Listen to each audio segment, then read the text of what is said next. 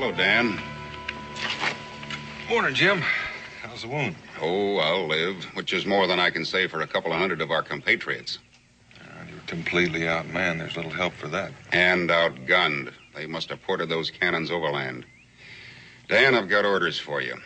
You've got to get into St. Vincent somehow and get Cobb out. Cobb? Philip Cobb, a schoolteacher, a patriot, and I guess a genius. He worked out the secret code that the entire Continental Army uses, has been using for months. Now, if the British make him talk, they'll know every troop movement and battle order from Albany to New Orleans. Any chance of changing that code? Oh, sure, but there are dozens of messages still in circulation. Now, once they break Cobb's code, they'll be able to trace the messages to the contact men in every city and town. The whole network will be spelled out simpler than a first-grade reader. You sure they know who Cobb is? No, I'm not sure. Now, this code could win or lose the war.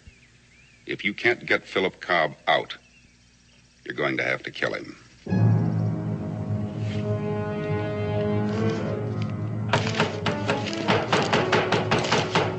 Professor Cobb! Professor! Open up! Professor Cobb! Professor, open up! Professor! Open up! Professor Cobb! Professor, open up! All right, break it in.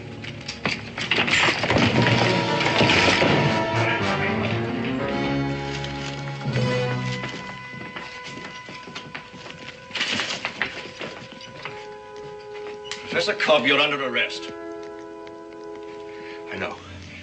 And you also know that the city has been under British military authority since 8 o'clock this morning. It is under that authority that I order you to turn over all notes, papers, and memoranda in your possession. There are no such things in my possession any longer. There they are.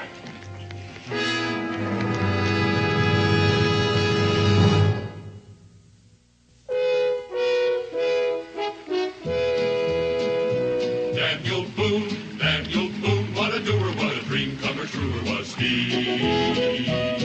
From the coonskin cap on the top of old Dan to the heel of his rawhide shoe, the ripperest, roaringest, fightingest man the frontier ever knew. Oh, Daniel Boone was a man, yes, a big man, with an eye like an eagle and as tall as a mountain was he.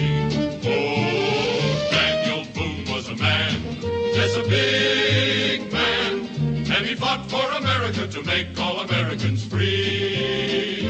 Daniel Boone was a doer, what a dream comer, truer was he. Daniel Boone, Daniel Boone.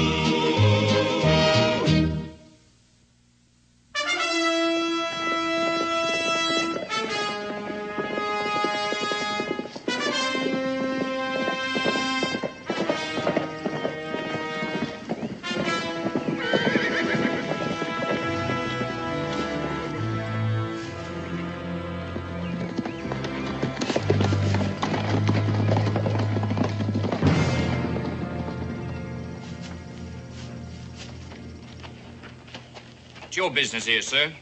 Any kind of heavy work that needs doing. Carrying brick, chopping wood, loading wagons. Town looks deserted. Where is everybody? Staying in our homes out of trouble. Trouble? What do you mean? This community's under martial law, sir. If you're planning on coming in, you'll have to give me that rifle. Well, I wasn't planning on shooting much game in St. Vincent's anyway. You can pick it up when you get ready to leave. There's a sundown curfew. If you're seen on the streets after dark, you'll be buried with full honors, sir. I'll keep that in mind.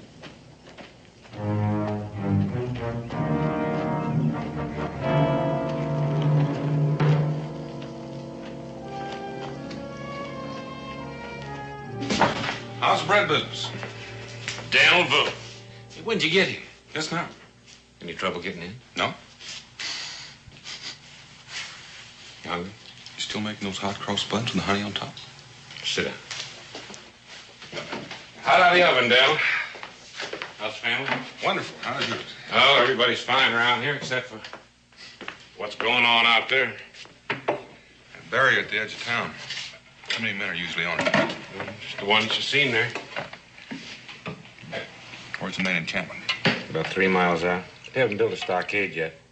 Hey, you're not planning on going out there, are you? It depends. What do you know about a man named Cobb? Oh, school teacher? You know, I thought there was something funny about all of that. You here to see him? Yeah. What's funny? The funny thing is that they bothered with him at all. They're not holding him at the encampment. I saw him this morning at the Clifford house when I delivered bread. Is that the end? They're holding him in a room on the 2nd floor. There's a couple of soldiers and an officer. Was he all right when you saw him this morning? Looked kind of pale. Only saw him for a second. They're bringing him out of the schoolroom. Hey, Daniel, what's so all-fired military about a school teacher? Take my word for it. He's important.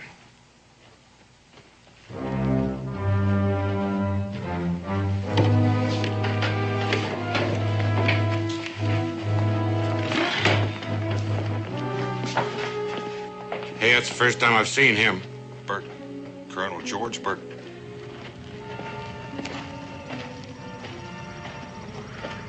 These Indians will require quarters indoors. Sir, Where is the prisoner? on the 2nd floor, sir. Max Warner, come with me. If you gentlemen will follow me. You figure he's here for the school teacher? I do. But Daniel, if he knows you, isn't that going to make your job a little bit harder here? Well, we've never met, fortunately. The only time I've seen him was from a distance. He always travel with an Indian escort? No, not always, but he's full of surprises. Does this bakery have a delivery wagon, one big enough to carry 2 people? It'll carry 3. I've quartered the Indians in the ballroom, sir.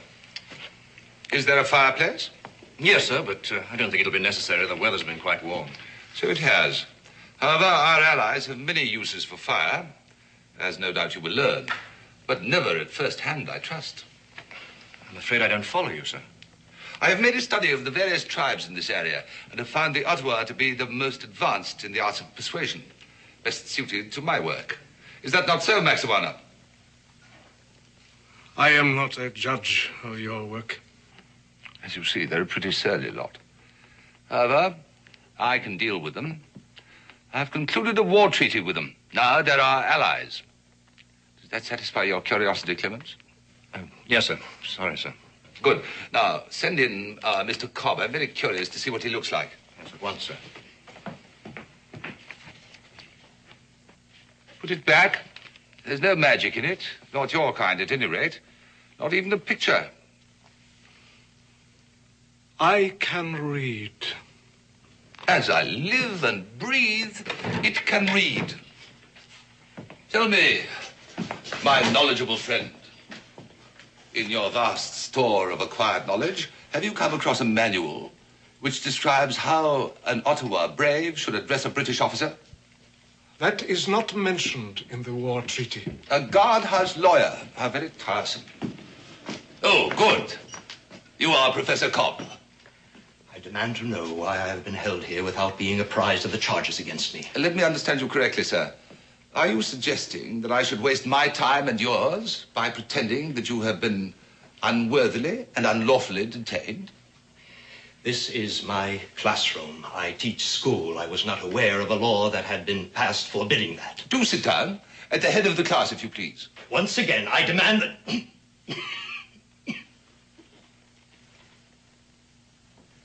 What's the use?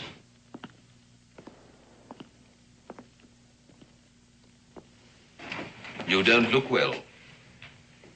Are you a doctor? In a way. Though I do not treat bodily ailments.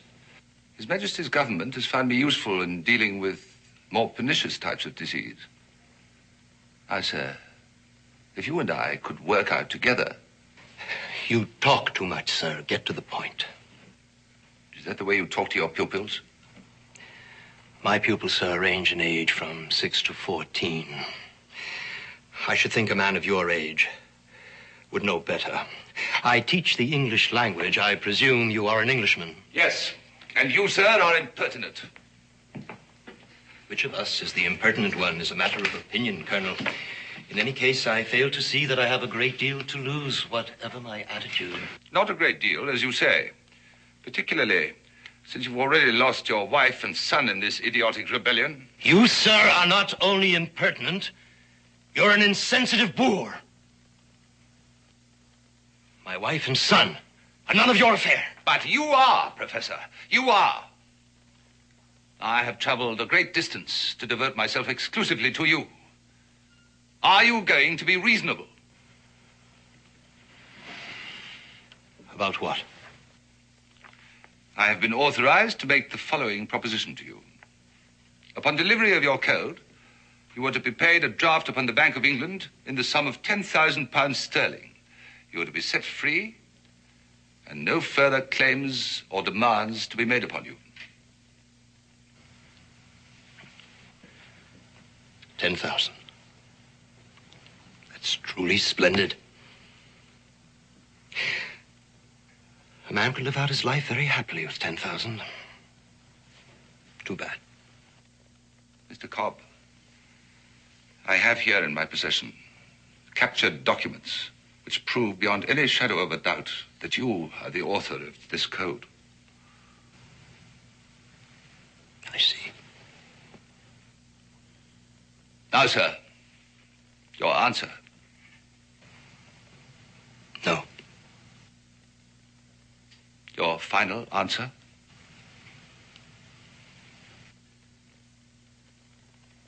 Mr. Cobb! I was just thinking. Mrs. Cobb would have been very proud to hear about the Bank of England. Yes, sir. My final answer. Now order my execution and get it over with. It's not quite as simple as that. Come here, will you? This is Maxuana, the war captain of our allies, the Ottawas. Ningandikotaka. Oh, he speaks English. I'm sure he does. I've known many of his nation. I admire them. And no doubt you're acquainted with their tribal customs. Somewhat. In particular, the treatment that they accord to prisoners. Important prisoners, that is. Torture. I hadn't considered that. Good. Now, will you do so? In my condition, I'd be dead in 5 minutes. On the contrary. Maxuana here tells me that he and his colleagues can keep a man on this side of death, the painful side, Mr. Cobb, for 24 hours at least. They make a kind of game of it. They call it a ritual. It's part of their religion. The prisoner is treated as an honored guest at a great feast. He is alternately tortured and fed. During his rest periods, he is expected to propose toasts, tell stories, share jokes with his tormentors. All this, of course, depends upon his ability to withstand pain. Now, in your case, Mr. Cobb, I suspect that when your time off comes, you will be screaming for mercy, begging for them to kill you and all that sort of thing. Now, why subject yourself to such misery? Tell Mr. Cobb that what I say is true. That if I order it, he will carry out the tortures I've described. What he says is true. I will do as he orders. It is mentioned in the war treaty. I'll give you some time to think it over. A little time. Guard! Give me what I ask, and I will send this savage away.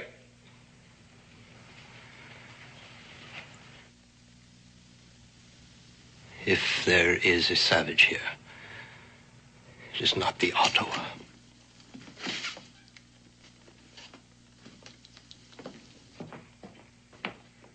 Take him back.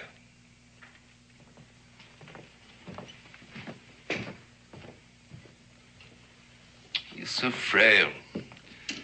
I don't want to risk losing him through your incompetence. That man is not fit to be put to a test of strength. It is unfair. But we are not incompetent. That is for me to judge. We will select 2 braves to go on a raiding party. For what purpose? You see these? A few members of your race have served the crown well enough to earn them. You will never be one of those few until you learn to do as you are told. I have no wish to be an officer. And I am not your body servant. You will tell them to proceed upstream about 10 miles to a village called Kimberley. They will enter the village under cover of darkness. They will capture this person and bring him to me here.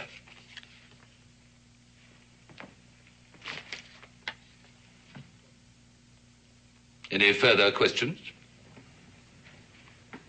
No.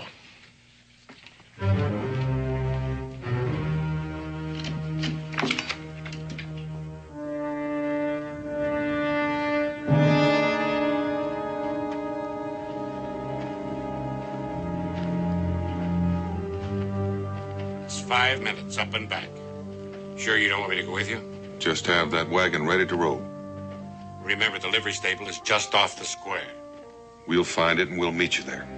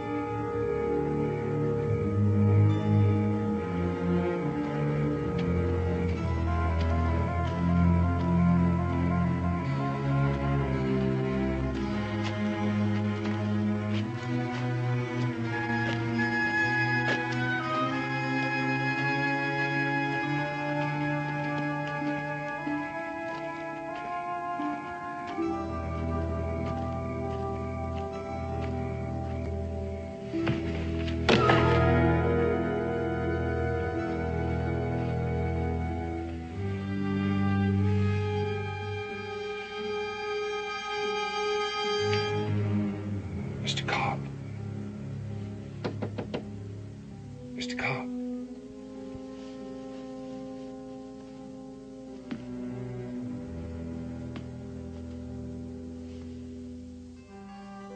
Who is it? Just listen. Is your door locked? Yes. There's a guard at the door. Have they started? No, they haven't touched me. But they should begin soon. We haven't much time.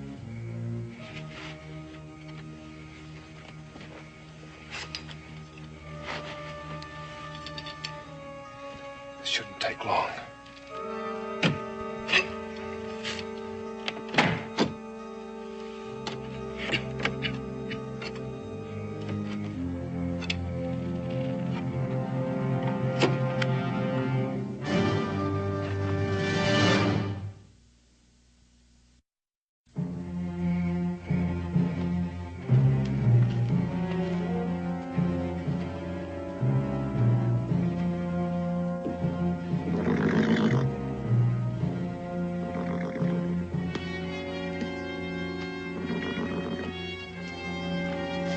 Halt or I'll fire! Captain! Captain!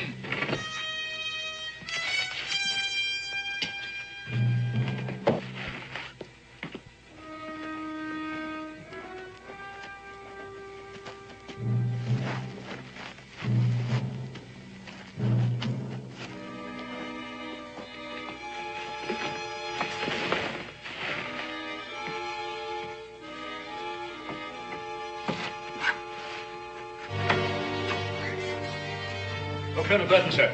We apprehended this man carrying a coded message. His name's Wingate, a local citizen. Where did you get the message?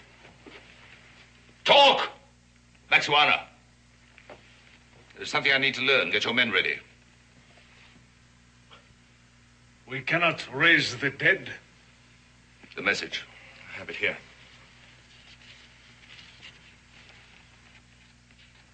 This is too carefully worked out to be a forgery. This business at the top is obviously a reference to a key to the code. If only this man had lived. It all happened so suddenly, sir. There was no time to stop the soldiers from shooting. Do you realize what this means? It means that each one of these villages has a leader who can decipher the code. Now, if we can find the key to it, there will be nothing standing between us and total victory. Those braves I sent to Kimberley should be back by now. Where are they? It will not be long. I can't wait. Come with me, you too.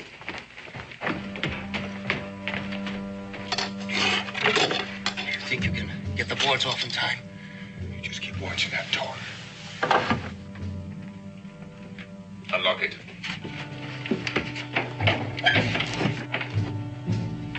Mr. Cobb, I would like you to know. Get away from that window. I said get away from the window. What's going on here? If you're thinking of trying to escape, Mr. Cobb, we have soldiers posted below.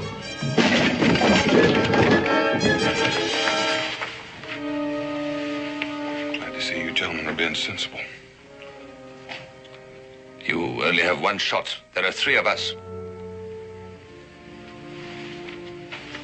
4, and only one worth shooting. Take their guns, Mr. Cobb. Professor. You won't get more than 10 feet from this room.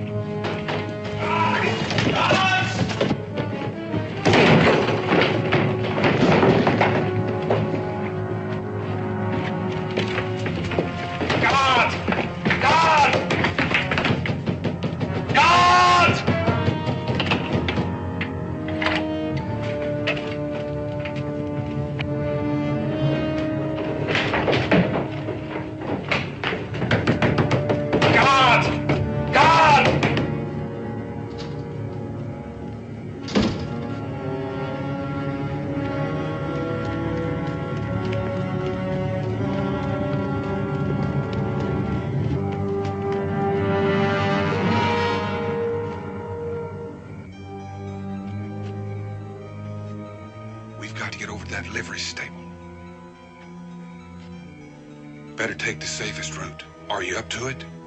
I'll try.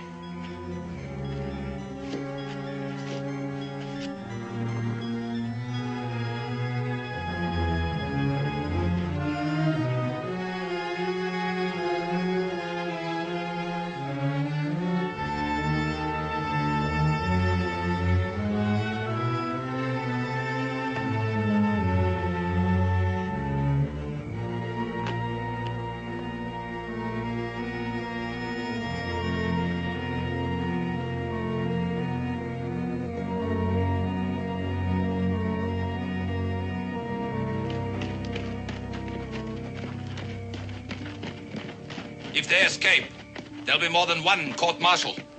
Now spread out and search for them. And find them.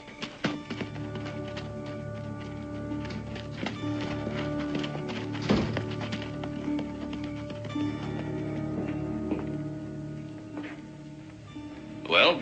My braves have returned from Kimberley. They have done as you ordered. Oh, well done for a change. Bring them along.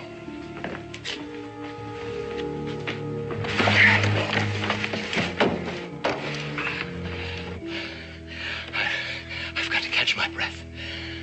Gotta get down on the other side of this building. My friend will see us at the stable, bring the wagon out. We'll make a run for it, jump in, and leave this little town in a hurry. I'll do my best. Sure you will. Mr. Cobb! We were talking earlier about the matter of your sacrifices.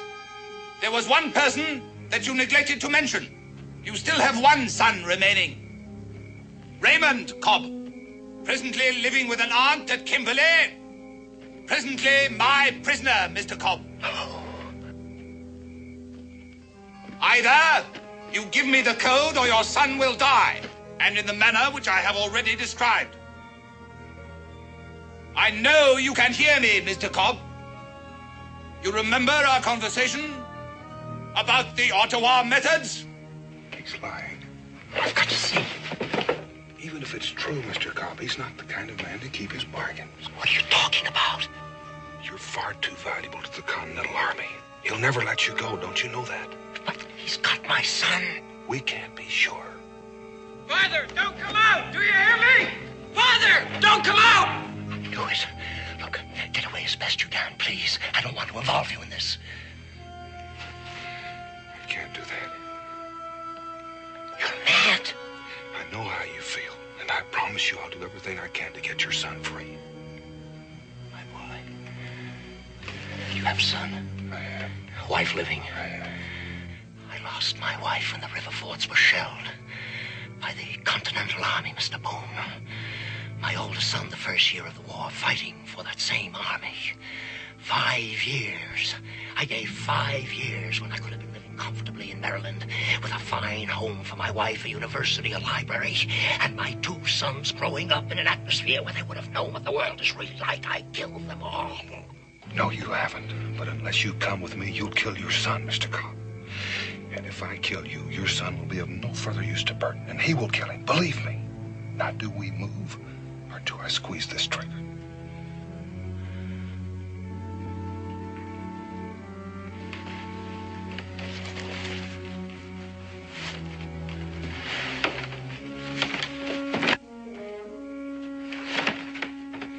Mr. Cobb, you have put me to a great deal of trouble.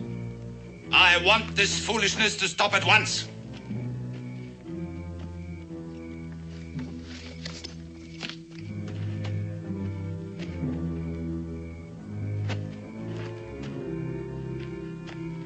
It's just a short run from here. Please, stay out of this. I don't want your death on my conscience. Here! Here I am! Don't shoot! Don't shoot! I'm all alone. The other man got away.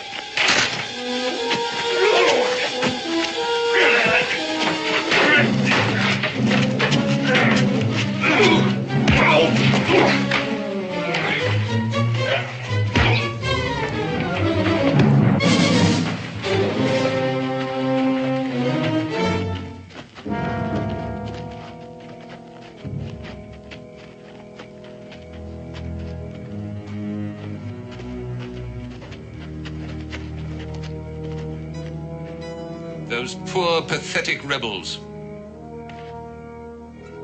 See that he regains consciousness fully before you kill him. Inside.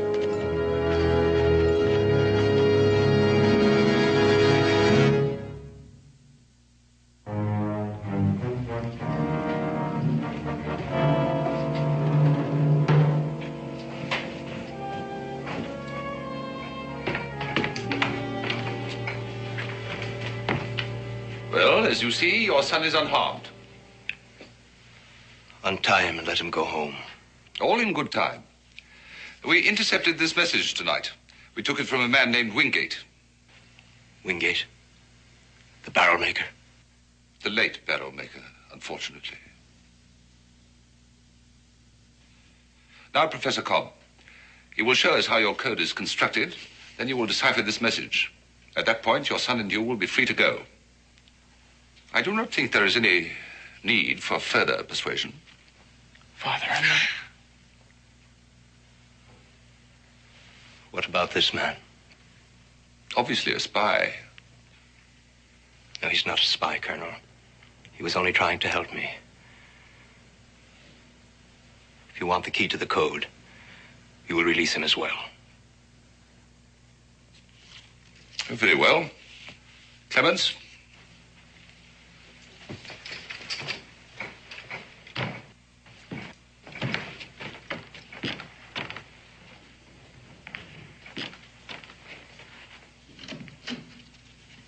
Kill this man now. I do not yet know about the boy. Among my people, a man who does not keep his word has no honor. You gave your word that this man would go free. Yes, I did. One has to do that kind of thing in wartime. Either you will do as you are told, or I will have you burned alive. It is mentioned in the war treaty.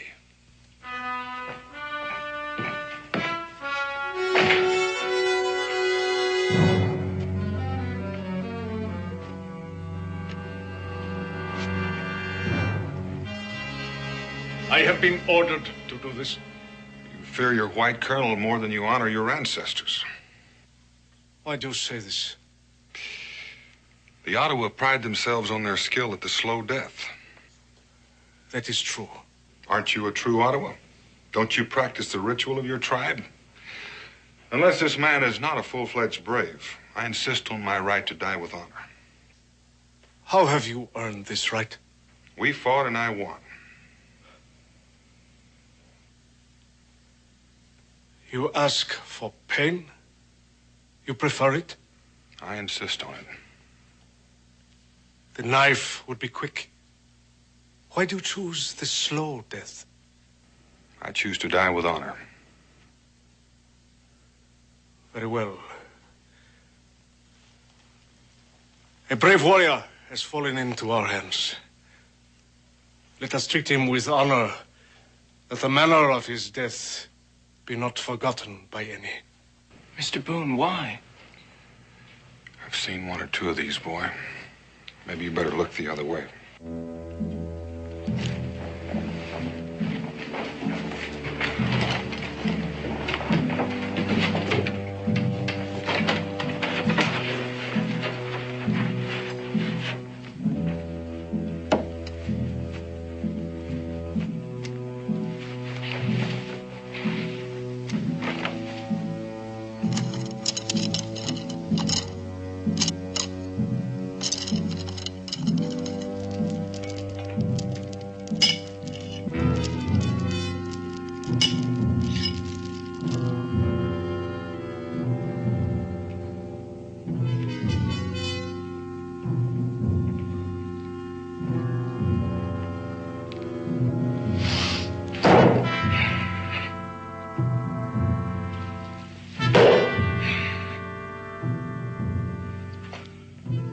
As long as the warrior maintains his hold on the war axe, the ceremony will continue. The moment he lets go, he dies.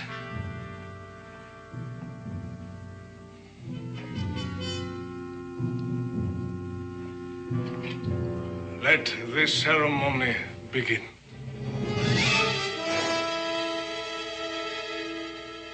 The warrior will partake of the ceremonial wine.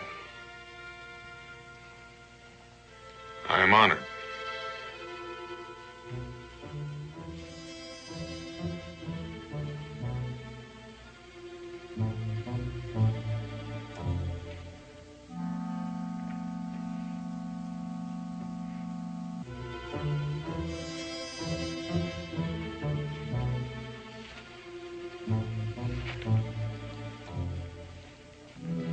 We will begin with the ritual of the clubs.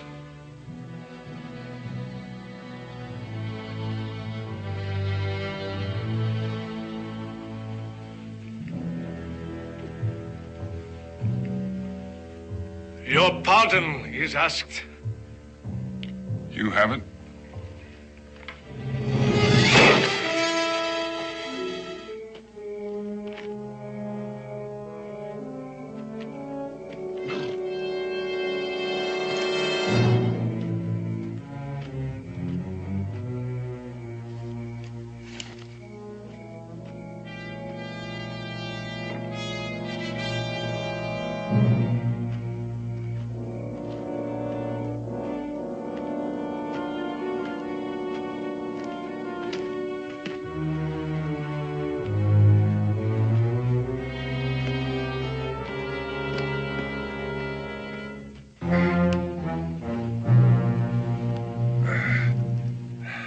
The honored guest may eat and drink and have speech with us.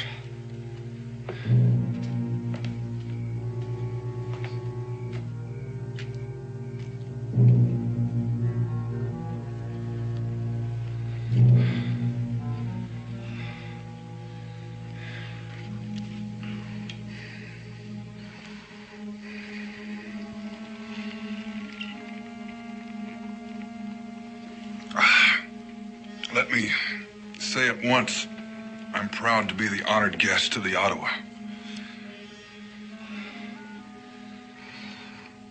Mightiest of nations,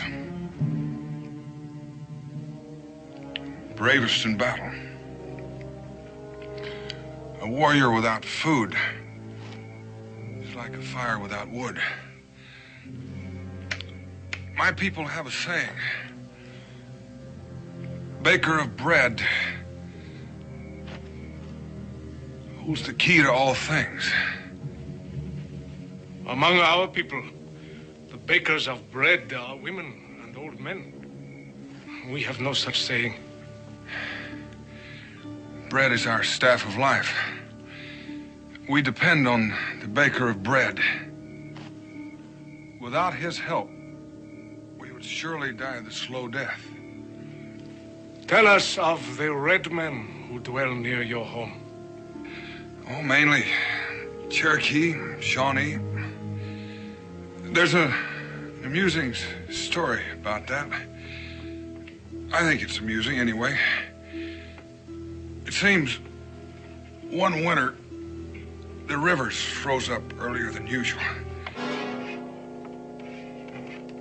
It is a relatively simple system. The English alphabet consists of 26 letters. Cryptography, the art of ciphering, is merely the substitution of one symbol for another. In the case of the Continental Code, it is letter for letter. Now, one may also use numbers, which makes it more difficult. Now, with only 26 possibilities, there are at most 676 permutations. I don't mean to rush you, Mr. Cobb, but would you please get on with it? The key to this code is always a phrase in English consisting of letters and punctuation marks totaling 26. The message is coded to one of 10 keys. The directions for decoding are to be found at the top of the message. Once you know the phrases, you have the key. Child's play. Fascinating. Then you will have no difficulty in deciphering this. Not a great deal. Then proceed. Proceed. The way they finally settled it was a brave that could toss the bullet farthest won the firewood. It was the coldest winter I can remember. The honored guest has eaten and drunk for the first time. He must now submit himself once again to the punishment.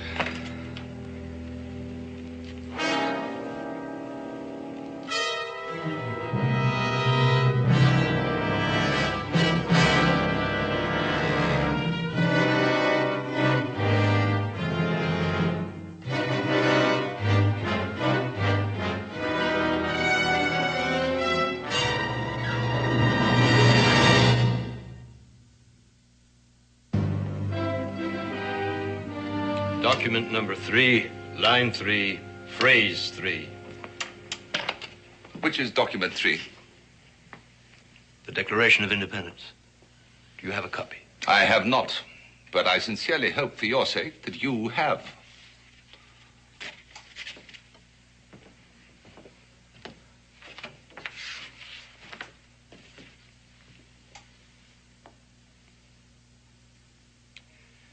That all men are created equal.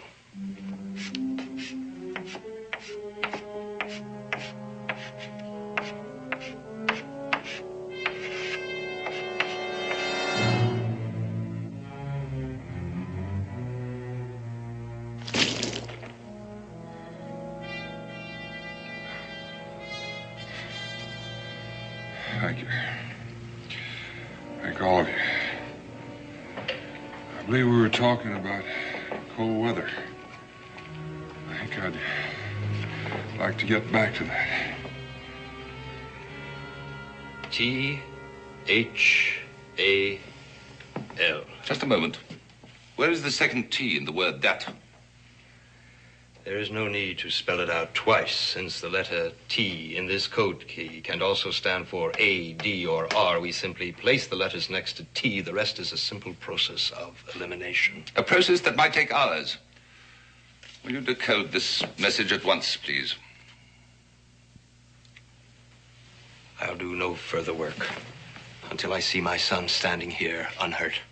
Mr. Cobb, I don't think that you're aware of how ridiculous that request is at this point. I'm also aware that you are pressed for time, Colonel. You should be willing to pay for it. I'm not asking for much, but I will have what I ask for. Very well. Clements.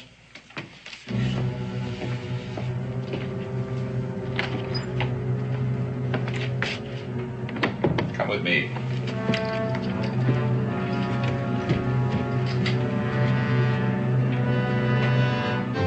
I think you all know the legend behind the story of the coming of the first winter. Take young Cobb up to his father's classroom.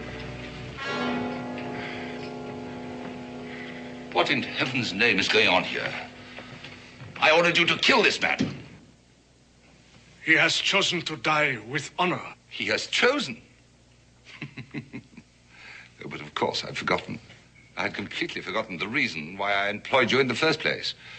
And what is this? Practice? You have intruded upon a sacred ritual. I order you to leave. You order me? Oh, no, my savage friend. That is definitely not included in the war treaty. I have been altogether too lenient and free and easy with you. Consider yourself under house arrest. We will not obey. You all follow this man. It is best you know the consequences. Treaty or no treaty, I will not be disobeyed. Follow Maxawana, and he will lead you to your deaths. Now, I order you to kill this man now, and place this one under restraint. Now. Maxawana, you might as well do as he says. Death with honor has no meaning unless it comes from a worthy victor. And all this time, I thought you were your own man. Be quiet. You have bought enough time as it is. I am my own man. You are an animal, and you shall die like an animal. That's better. Now, once again, I order you to...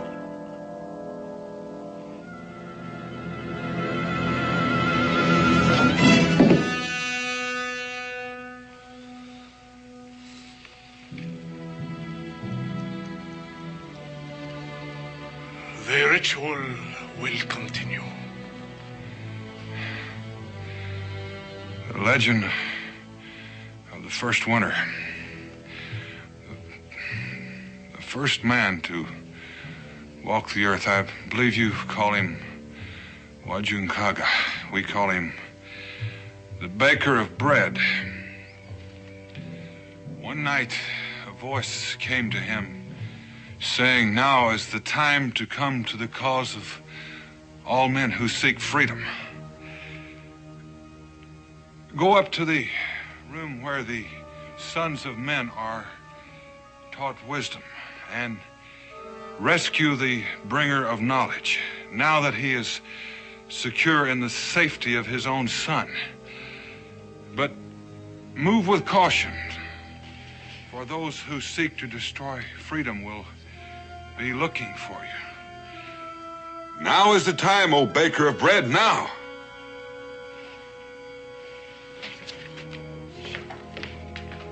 I do not understand. Well, give me just a moment to clear my mind.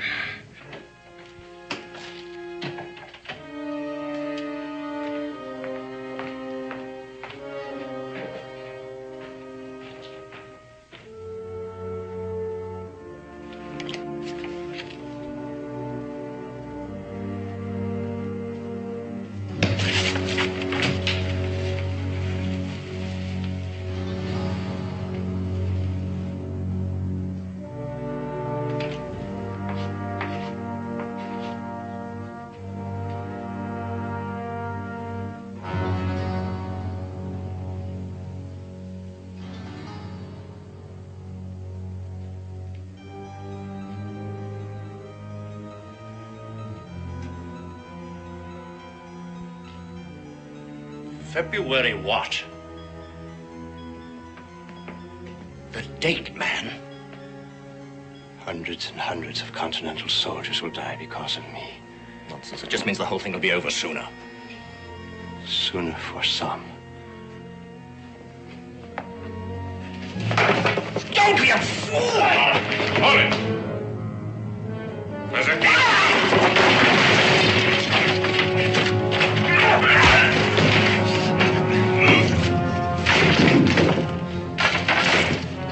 Well timed, Professor. Burton, he knows the key to the code. Burton's dead. Let's get out of here. Come on.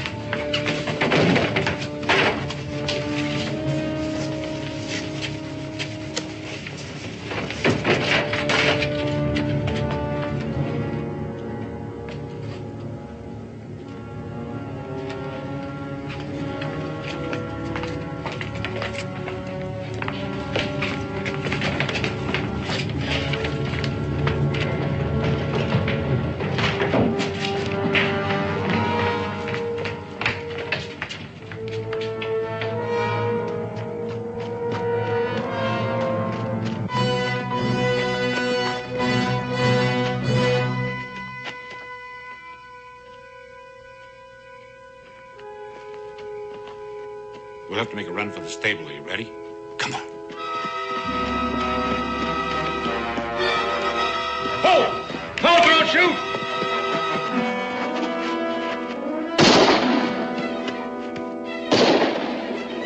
Go to the stable and get in the wagon. Hurry. Go on. The animals were jealous of his power over fire, and they sought to destroy him, but his father had a plan. What was the plan? You know, I forgot.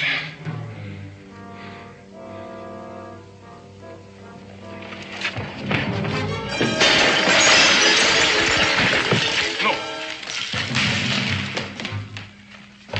Let the brave warrior escape. He has earned it. And let us leave the dishonorable men to their own dishonor.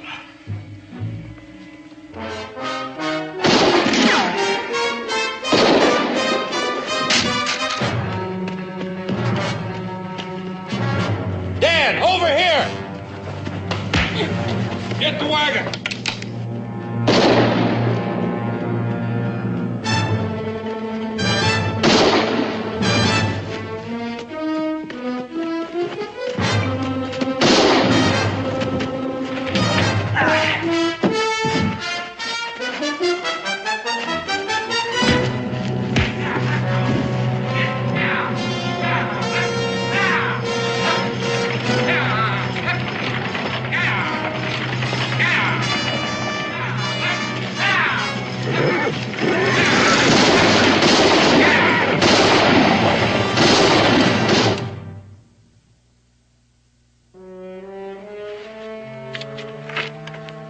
We just got word. Clark has retaken St. Vincent. Well, since Wingate the barrel maker was dead, I guess the attack was carried off without benefit of my code. Not at all. Another message was sent. Wingate had a replacement. You didn't. Excuse me. Dan, we've got to have a talk. Jim, I haven't had any sleep for 72 hours. Now, Dan, tell me the truth. Was I right? Would you ever, in this long and fruitful life, ever once kill a man in cold blood? Even if George Washington himself asked you pretty please. Offhand, I can only think of one man I'd shoot in cold blood. That's the fellow who keeps talking when I'm trying to sleep.